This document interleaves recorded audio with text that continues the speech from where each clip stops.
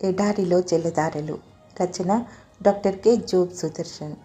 యెహోవా ఆజ్ఞాపించిన వాటిలో ఒక్కటైనను చేయక విడువలేదు. ఇందులో ప్రభువైన యేసుక్రీస్తు కనబడుతున్నాడు. ఆయన తన తండ్రి చిత్తాన్ని సంపూర్ణంగా నెరవేర్చాడు.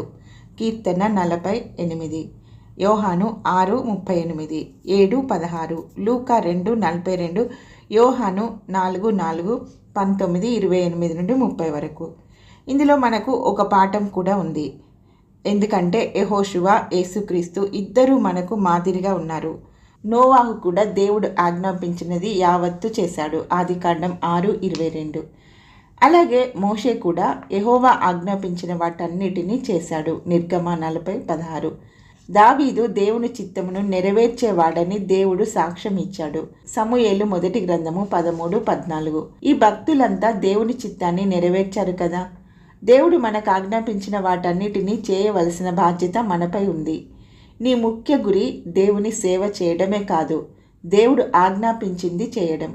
కుష్ఠరోగితో యేసు ప్రభు ఎవనితో ఏమీ చెప్పవద్దు అన్నాడు. మార్కు 1:43. కానీ వాడు విస్తారంగా ప్రకటించాడు. కాబట్టి ప్రభు ఆ ప్రాంతంలో ప్రవేశింపలేకపోయాడు.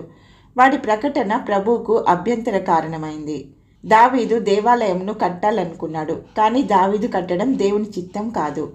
దేవుని పని చేయడం ప్రాముఖ్యం కాదు, దేవుడు ఆజ్ఞాపించింది చేయడం ప్రాముఖ్యం. పొట్టేళ్ల క్రొవ్వు అర్పించుట కంటే మాట వినుట శ్రేష్టం.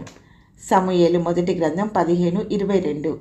రేపు తీర్పులో కూడా ఎంత పని అని కాదు, కానీ అది ఎలాంటి పని అనేదే దేవుడు చూస్తాడు. నాకు సమయం ఉంది, నాకు అనుభవం ఉంది, నేను దేవుని పని చేస్తాను అనేది ప్రాముఖ్యం కాదు.